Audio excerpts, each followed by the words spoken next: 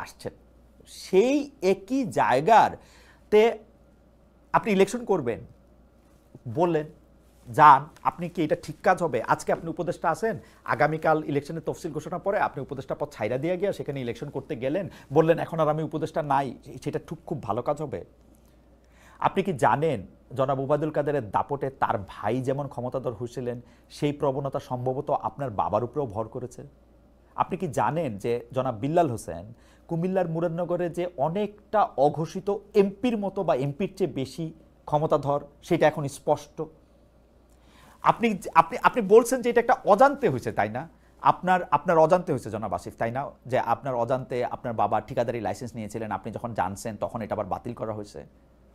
আপনি এরকম আরেকটা গুরুতর অভিযোগ আসছে যে আপনার বাবা মবের মাধ্যমে তিনজন যে বা তিনটা যে হত্যাকাণ্ড হয়েছে তার হোতাদের অনেকটা রক্ষাকর্তা।